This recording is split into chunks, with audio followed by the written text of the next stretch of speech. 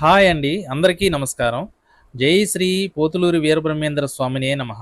బ్రహ్మంగారి మఠంలో స్వామివారి రచ్చబండ ఒకటి ఉంది. పోలేరమ్మ చేత నిప్పును తెప్పించిన రచ్చబండ. అసలు అక్కడ ఏం జరిగిందో ఆ రోజు ఆ గ్రామ పెద్ద ఏం చెప్పాడో ఆయన మాటల్లోనే విందాం. చాలా వివరంగా చెప్పాడు, శ్రద్ధగా వినండి. జాతర అంటున్నారు మీరు. జాతరకు నా చేతనైంది రథం తయారు చేయిస్తాను, ఊరేగించుతున్నారు స్వామి. రథమంటే పిలకల బండి. ఈ గ్రామోత్సవం పల్లె మల్లారెడ్డి పోలేదంట. నువ్వు చందా ఇవ్వాల్సిందే అని స్వామిని అడిగినాడు. అప్పుడు ఇవ్వనందుకు ఆయనకు కొన్ని ఇబ్బందులు పెట్టినారన్నాడు. కూర్చోమ్మ. ఇబ్బందులు పెట్టినారన్నాడు ఈ గ్రామస్తులు. బావికి నీళ్లకు రానివ్వకుండా స్వామిని జింక కొమ్ముతో ఆ నివాస గృహంలో ఉండే బావిని ఆయన సహస్రాలతో ఆయన చూస్తున్నాడు. లోపల ఉండే బావి. మరొకటి రోజు గ్రామ పెద్దలంతా వచ్చి మేరెడ్లు, కర్ణాలు, గ్రామ పెద్దలు ఇక్కడ రచ్చబండ దగ్గర కూర్చొని ఎవరెవరు చందా ఇచ్చినారయ్యా, ఇవ్వలేదని ముట్టుబడితే గ్రామమంతా ఇచ్చినారయ్యా, వీరప్పయ్య చందా ఇవ్వలేదన్నారు ఈ గ్రామస్తులు. ఆనాడు స్వామిని వీరప్పయ్య, వీరంభుట్లయ్య అనేవారు. మరి ఎందుకు ఇవ్వలేదో ఆయన పిలుచుకొని రానున్నాడు మల్లారెడ్డి అంటూనే అప్పుడు స్వామిని పిలుచుకొని వచ్చి రచ్చబండ దగ్గర కూర్చోబెట్టి, ఏమయ్యా నీ చందా ఇవ్వకపోవడం, నువ్వు చందా ఇవ్వాలా, జాతర మొదలవ్వాలా, ఇవ్వకపోతే నిన్ను గ్రామం నుంచే బహిష్కరిస్తానన్నాడంట మల్లారెడ్డి.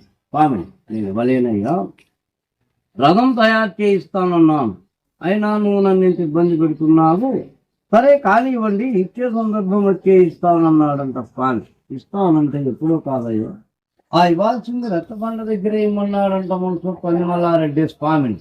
అప్పుడు ఆయన మహిమ మున్సొప్పు తెలియజేయాలనుకుని స్వామి పోలేరమ్మని మట్టి బొమ్మని చేయించి గ్రామం నడివీధిలో పెట్టినారంట అమ్మవారిని ఊరేగింపు. ఈ గ్రామస్తులు ఈ గ్రామవంశం మల్లారెడ్డి పొగాకు కాడ చుట్ట తయారు చేసుకునేది స్వామి చూసి రచ్చబండ దగ్గర ఎవరైతే చుట్ట తాగే పెద్దలు ఉన్నారో అన్నాడు ఎవరి దగ్గర కూడా చెక్కుమికిరాలు అంటే అన్నాడు అగ్గిపెట్టెలు లేవు వెలిగించుకుని ఆ చెక్కుమికిరాలు లేకుండా ఆయన మహిమతో మాయం చేస్తాడు మల్లారెడ్డిని పరీక్షించాలని స్వామి. అప్పుడు ఆయన మహిమ ఈ మున్సొప్పు తెలియజేయాలి.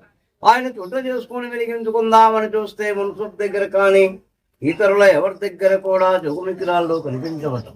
స్వామి తెలియనట్టుగా ఏమయ్యా మల్లారెడ్డి ఆలోచిస్తున్నావే అనితే చుట్ట వెలిగించుకోవడం కొంచెం నిప్పు కావాల్సి వస్తే మరి నా దగ్గర వాళ్ళు మట్టిపోయి వచ్చినట్టున్నాను. మరి పోలేరమ్మ జాతర ఇంత వైభవంగా చేస్తున్నారు, ఆమెను అలంకరణ చేయించి గ్రామ నడివీధిలో పెట్టిన్నారు, మూగజీవాలను కూడా జంతుబలి పెట్టినారు. ఇంత వైభవంగా మీరు ఆమెకు మూగజీవాలను జంతుబలి చేస్తున్నప్పుడు కొంచెం నిప్పడిగితే తెచ్చిపెట్టదా, చుట్ట వెలిగించుకోనన్నాడంట స్వామి మున్సూక్తో. గ్రామ మున్సూకునైన నన్ను ఎగతాళిగా మాట్లాడుతున్నావా, గ్రామ దేవత నాకు నిప్పు తెచ్చిస్తుందా, నేను చుట్ట వెలిగించుకుంటావా, ఆ మట్టి బొమ్మ నిప్పు తెచ్చిస్తుందా, చందా ఇమ్మన్నాడంట స్వామిని మున్సూక్ ఇమ్మన్నాడు. అప్పుడు స్వామి కోపడుతుడై అమ్మా పోలేది, మరి మున్సూక్ గ్రామస్తులకు నా చందా ఇవ్వండి, జాతర జరగదంటున్నాడు, మరి నా చందా ఇవ్వకపోతే నీ జాతర జరగదమ్మా, కొంచెం నిప్పు తీసుకురమ్మా, చుట్ట వెలిగించుకోని మున్సొక్కు, నేనెవరైంది కూడా తెలుస్తుంది గ్రామస్తులకంటూనే స్వామి. అప్పుడు అమ్మవారు గలగల గలగల శబ్దం చేసుకుంటూ గజ్జల సవ్వడితో నిప్పుల వైరాల మూపుడు తీసుకొని వస్తుందంట ఆ మట్టి బొమ్మలో నుంచి. వచ్చే రూపం స్వామికే కనిపిస్తుందంట, కానీ ఎవరికి కనపడుతుంది, వెలుగు మాత్రమే కనిపిస్తుందంట, ఊపిరి మాత్రమే. మరి ఈ రూపంలో వస్తున్నాము, మరి రూపంలో వస్తే జనాలు చూడలేరు, భయభ్రాంతులు అవుతారు, భయపడతారమ్మ. బాలిక రూపంలో ప్రత్యక్షం అంటే స్వామి. అప్పుడు అమ్మవారు సాక్షాత్ బాలిక రూపంలో నిప్పు చేసుకున్నారు. అప్పుడు వచ్చిన అమ్మవారు దేవత రూపంలో ఉన్నా, మానవ రూపంలో ఉన్న శక్తి స్వరూపిణియే అమ్మవారి శక్తి చాలక ఈ గ్రామస్తులపై స్వామి పాదాల నిలబడి జగన వేడుకున్నారంట. మహాన్భావ, నువ్వేదో సామాన్య మానవుడని మేమనుకున్నామయ్యా, దైవాంశ సంభూతులను తెలియక నీకు ఇబ్బందులు పెట్టినామంటే నాయన, ఈనాడు మీరు తెలియక చేసినా నేను మన్నిస్తాను. కొంతకాలానికి నేను సజీవ సమాధి నిష్ట వహిస్తాను. సజీవ సమాధి నిష్ట వహించిన తర్వాత నా జీవ సమాధలో నివాస గృహములో రచ్చబండలో భక్తాదులు దర్శనానికి వస్తారు. ఆయన వచ్చేటువంటి వాళ్ళల్లో అమాయకులు ఉండొచ్చు, మీలాంటి వాళ్ళు గ్రామంలో ఉన్నారంటే ఈ గ్రామస్తులనే కాదు నాయన, వచ్చే భక్తాదులను కూడా నన్ను ఇబ్బంది పెట్టినట్టే వాళ్ళను కూడా మీరు ఇబ్బంది పెట్టి వేధిస్తారు.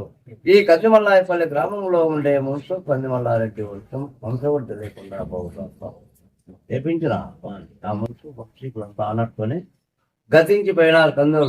అప్పుడు అమ్మవారు చెప్పినమ్మా పోలేది రక్తపాతానికి పడుద్దమ్మా, గ్రామానికి వెలుపల పర్లాంగు దూరంలో చెట్లో లీనమైపోమ్మా, అక్కడే నీ పొంగల్లో జరుపుకోమంటూ అమ్మవారి పోయి చెట్లో లేను. గ్రామానికి ముఖ్యంగా ఇప్పుడు ఏమిటంటే స్వామి ఆనాడు కాలజ్ఞానంలో రచించిన వాక్యాలలో కొన్ని గూఢార్థంలో రచించినారు, కొన్ని వైద్యతంగా రచించినారు. ఈశాన్య దేశమున ప్రస్తుత కలియుగంలో బ్రహ్మంగారు ఏది చెబితే అదే జరుగుతుంది అని చాలా మంది నమ్ముతున్నారు. నమ్మటమే కాదు, జరుగుతున్నాయి కూడా.